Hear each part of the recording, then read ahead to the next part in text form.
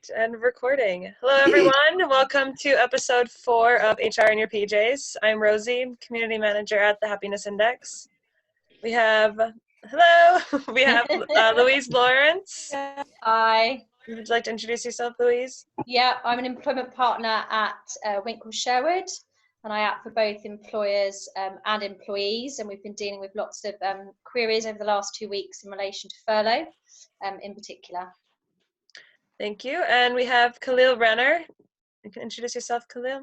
Hi everyone. So I'm the founder and director at Rener Wellbeing.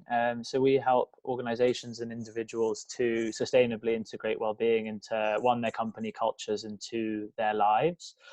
So we focus on mental health, physical activity, sleep, and nutrition.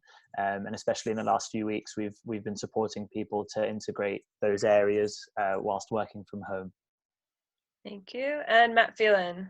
Hey everyone, I'm Matt Phelan. I'm the self-appointed head of global happiness and your host for today, and I'm a co-founder of a business called the Happiness Index, and I can see a few of our clients and the guests as well, so it's cool. Thank you for supporting us. So the last sort of 2 weeks, for those that don't know, we've created a free version of our technology, so spent the last 2 weeks demoing to a lot of people. I can see Stephen Bianchi there, who did a demo for yesterday. Hi Stephen. He'll let you know whether the demo is rubbish or not.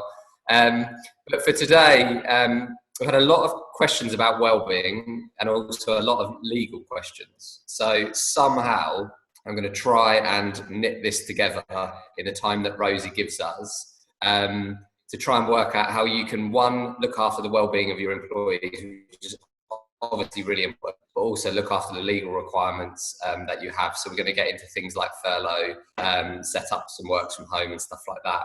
But Louise and Khalil, just to kick off, I mean, Khalil, can you just kick off by just saying, what's it been like for you the last 2-3 weeks? Yeah, it's been quite interesting.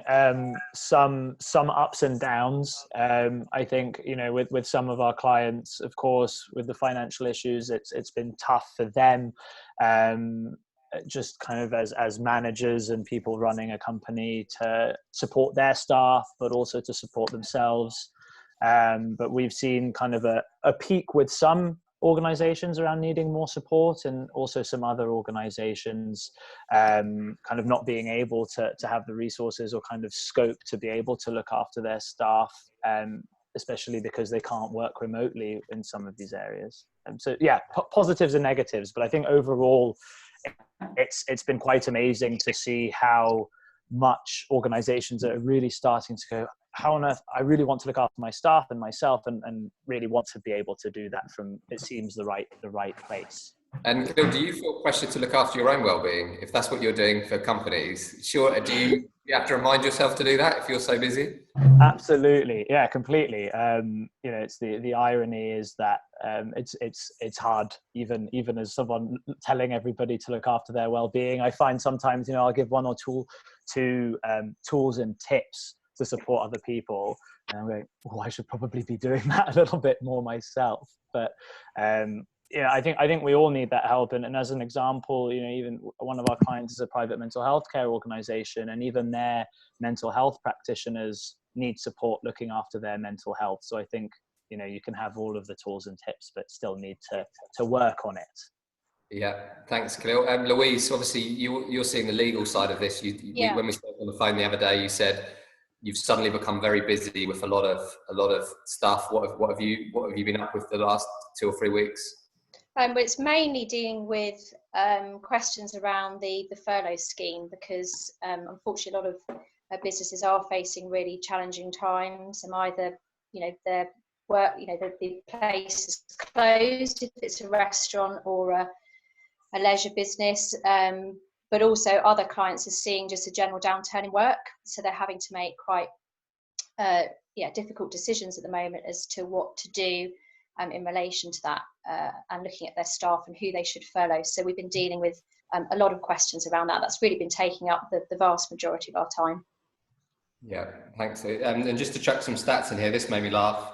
There's the top 10 things that British people are missing about being in the office. Number 1 at 40% is work banter. I don't know why that makes me laugh. Number two, colleagues. So it's quite funny that their colleagues come number two behind work banter. So, Louise, I know there's a lot. I'm already getting a lot of DMs asking about the furlough process. So I might just jump into that in case people are here. Have you got any advice on that front from a legal perspective?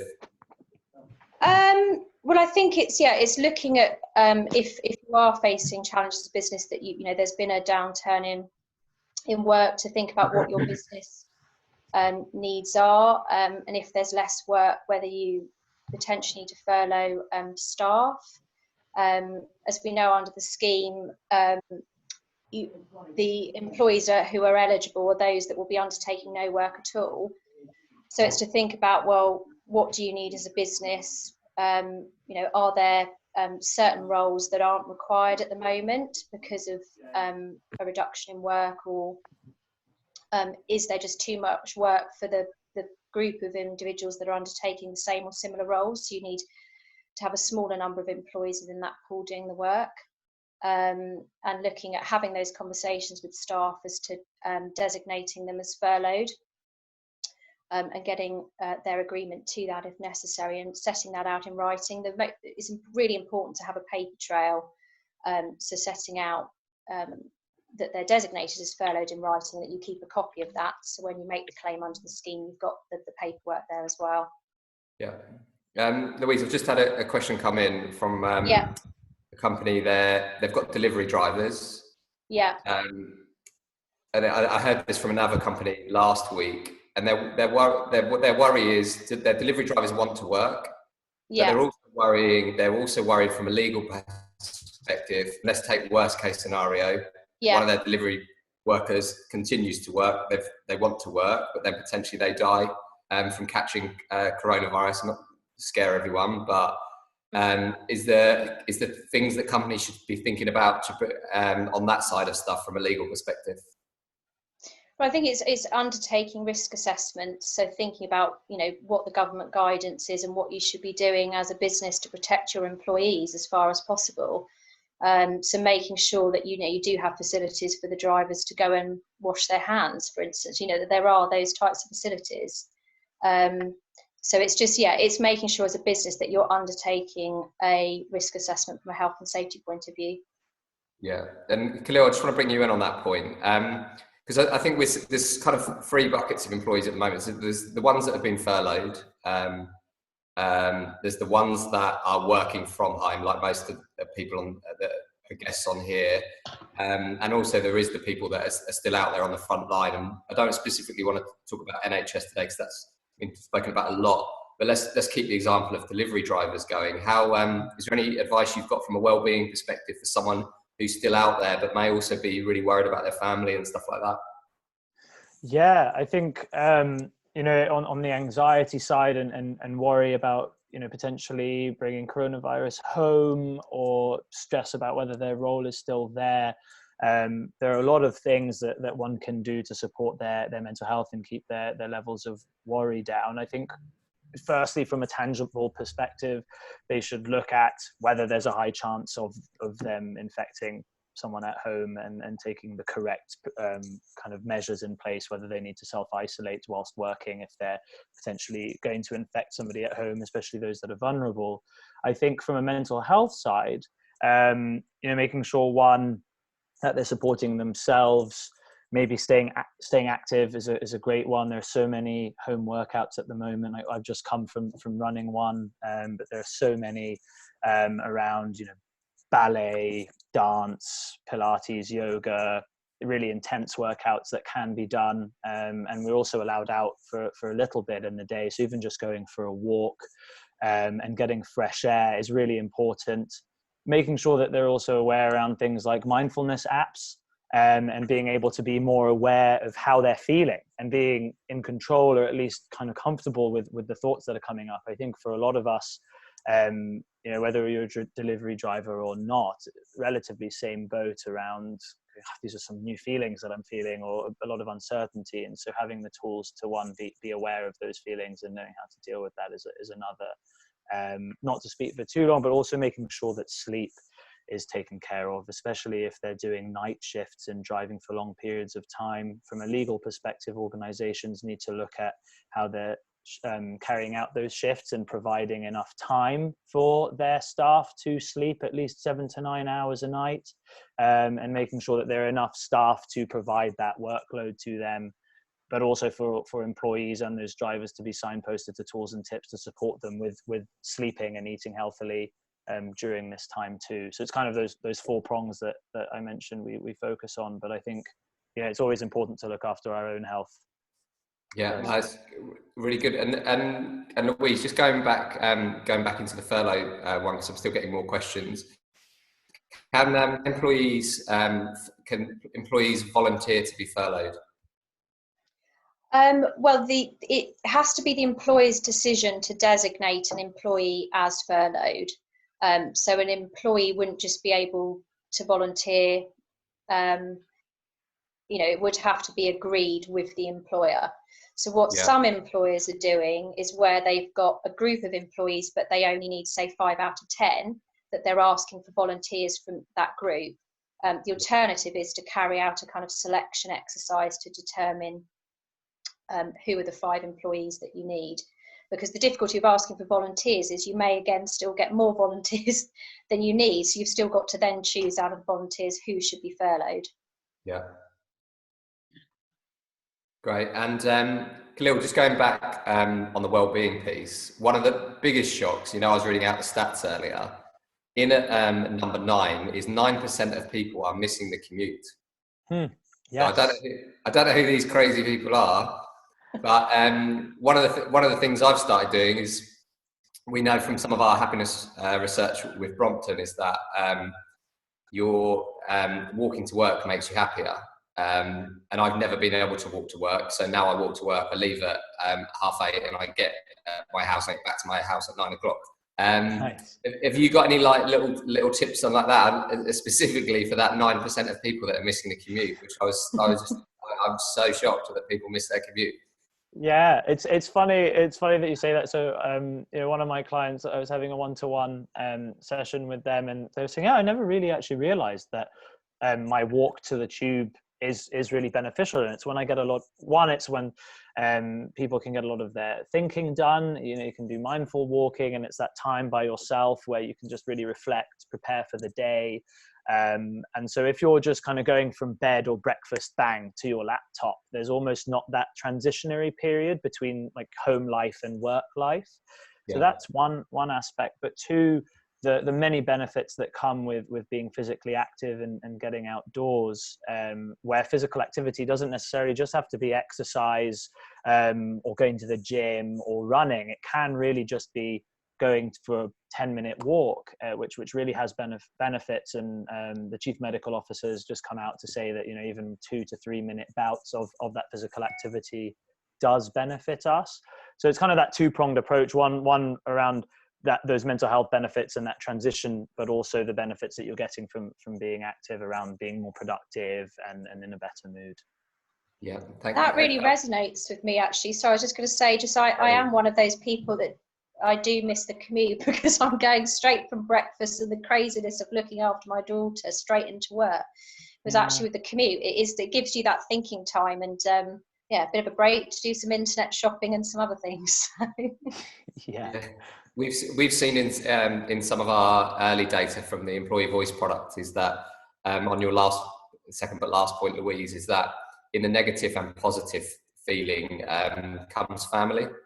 And I put myself in that category where I would say it's positive because I'm having breakfast, lunch and dinner with my family. But I also say it was negative because quite often I'm on a phone call in the garden and my children are trying to speak to me, but I'm ignoring them.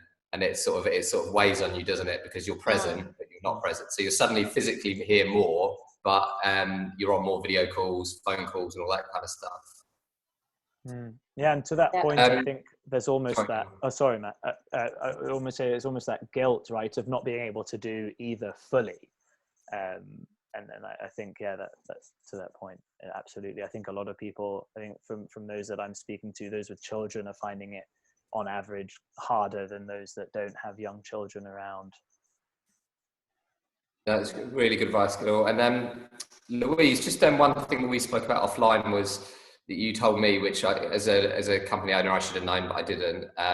Which is you're also, I'll let you explain it better, but you're also legally required to look after the environment when someone's working from home. You can explain it better. You were talking about that. Could you just talk us through that a little bit as well? Yeah, so as an employer, you still have the duty to look after your employees' health and safety whilst they're remote working. So, employers do need to consider, again, it comes down to a risk assessment really of assessing what employees' arrangements are whilst they're remote working. For the majority of employees that, it's office-based and usually in a laptop, the risk is going to be quite low, but you would still want to cover off with your employees, are there any issues that they're facing in terms of their setup? And if they flag any issues with you, to consider those and whether you can reduce those risks.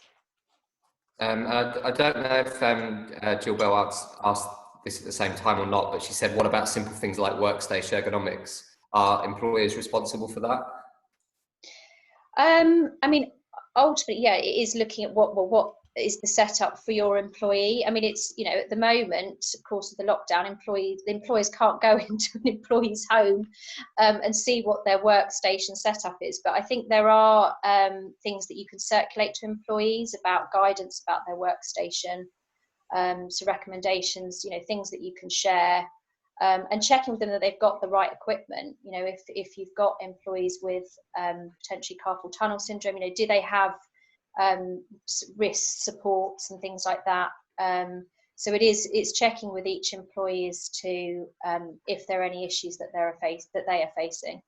Yeah, and a personal question for you both, because I've been thinking a lot about when things go back to whatever the new norm is, that things that I will keep, like the ways that I've worked. There's definitely more meetings where I haven't been able to get in the diary, where I would probably have a video call now and a coffee with someone virtually. It's the type of thing that I would do more of. Is there any things that you both, and also I'll open this up to anyone else, just put it on the chat if you've got something that you want to keep as well, because I want to make this more of get everyone involved as well. But Khalil, maybe if you kick off, is there any ways of working that this changed the way that you think you'll work in the future? Yeah, well, I think for me, I did quite a lot of work from home already, and we have some clients in Boston where we were working remotely, where they might be half of the team working from home and half of the team there. So I was relatively used to it, but I think for me, a lot of the stuff where my gym has been closed down, not being able to see friends. Ironically, I've almost been staying in touch socially with my friends more at the moment, virtually, because everybody can get together and, you can just jump on after a late work day. So I think I'd like to keep that going. And also just, if I can't quite get to the gym, I've been encouraging people to do smaller bouts of physical activity throughout the day that I'm hoping to do, just 10 minutes here, 10 minutes there, rather than allocating a whole hour. And also my mindfulness practices, I think just, I sometimes struggle with a bit of anxiety, and at the moment I'm really making sure that my mental health is in check. So I've been doing 10 minutes a day, and I'm going to try and make sure that that's a non-negotiable going forward. Whereas before I used to be relatively flexible and kind of allow myself to drop off a little bit with that.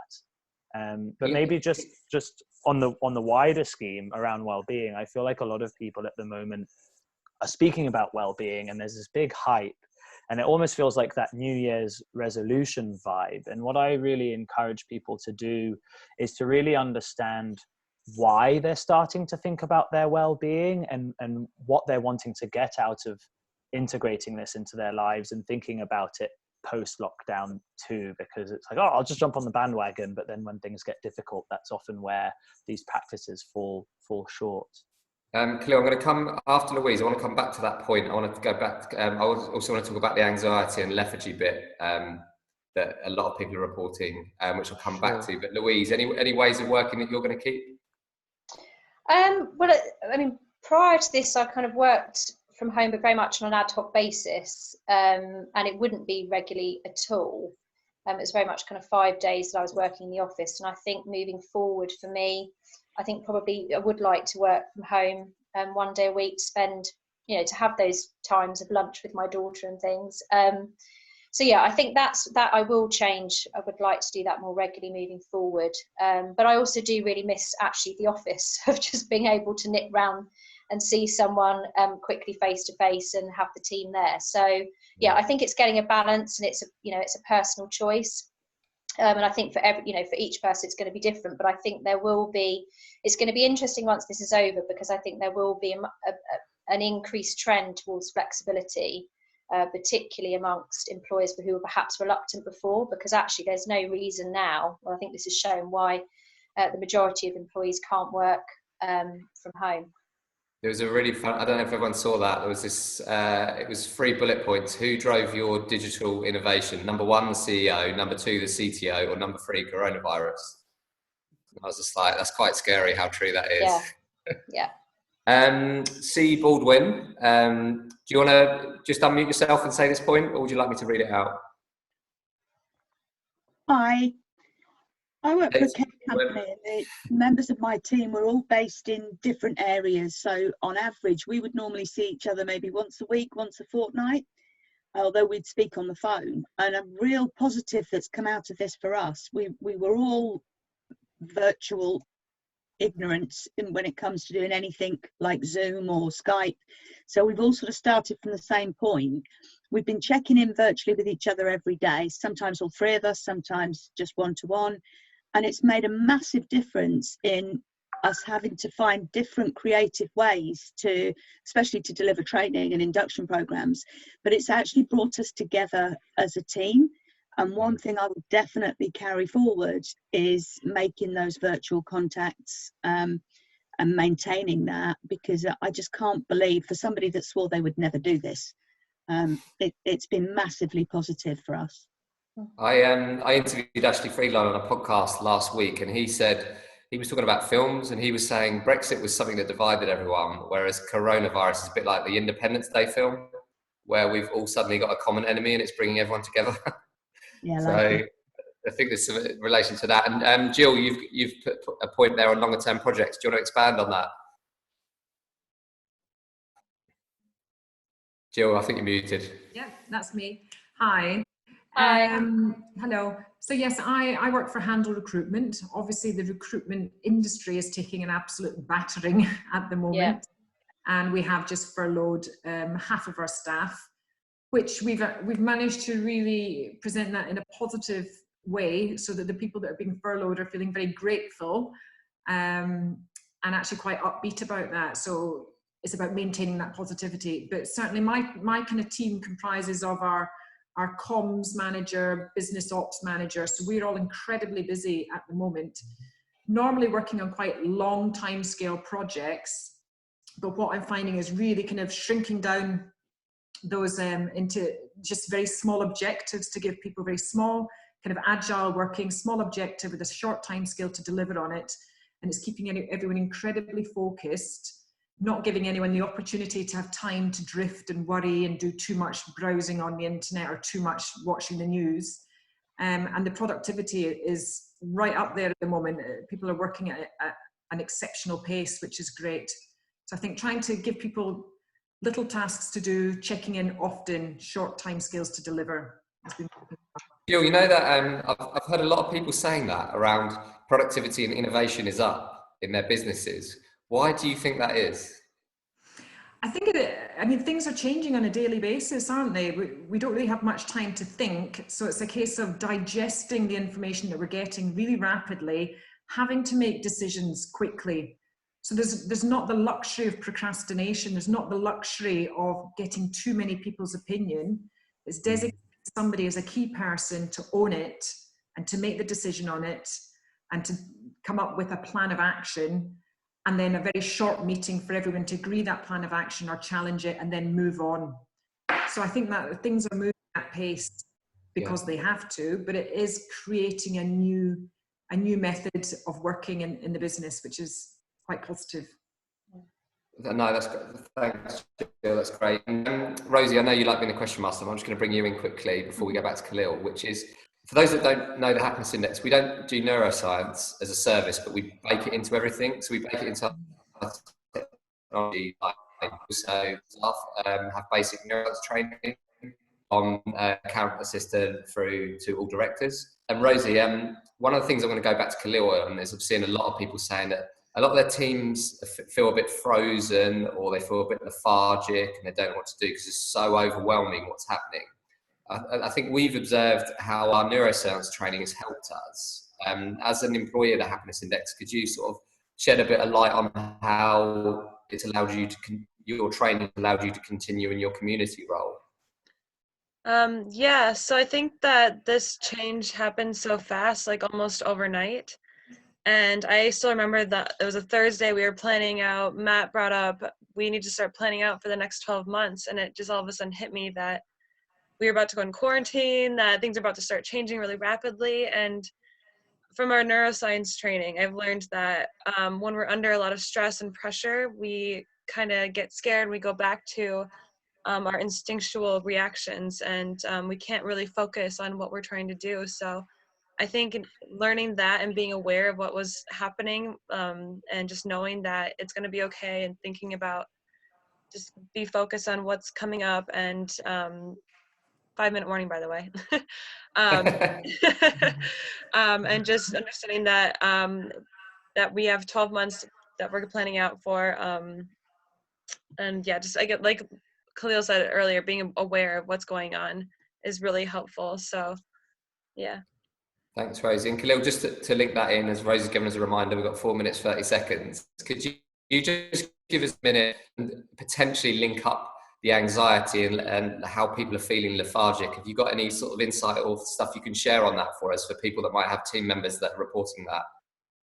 Yeah, of course. So I think for those of you that have team members that are starting to feel anxiety and stress, firstly, if you can have start out with a casual conversation. It sounds like a lot of people are having team huddles or teas, and how is everybody doing, and genuinely asking them how they're doing.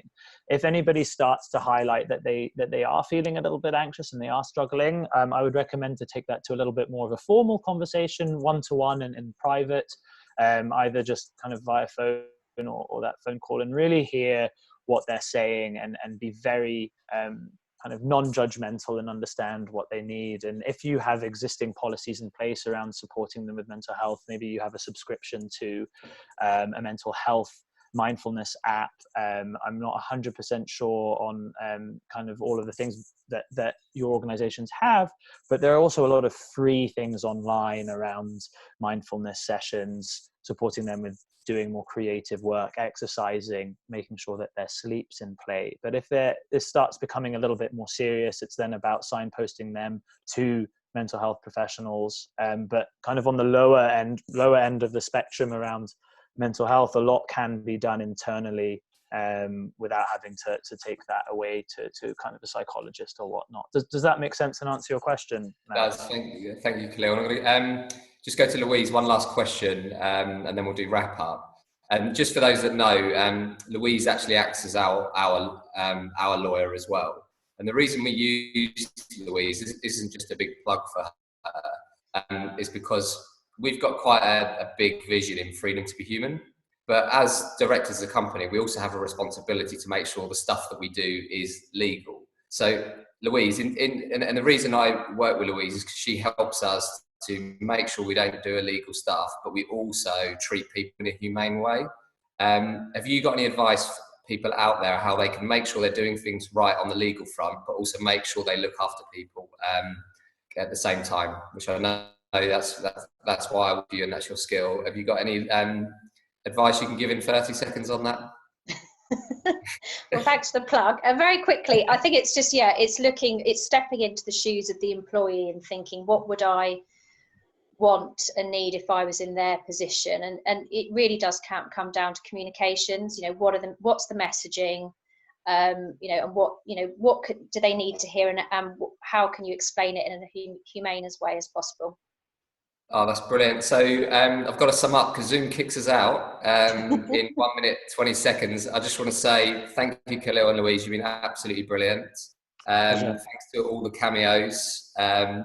And yeah, if you want to know more about the Happiness Index, if you want to attend more of our events, if you want to, for the first time ever, we've got a free product invoice to 7. If you don't, just let Rosie know. But and also thank you for all of you for attending and enjoying HR in your PJs.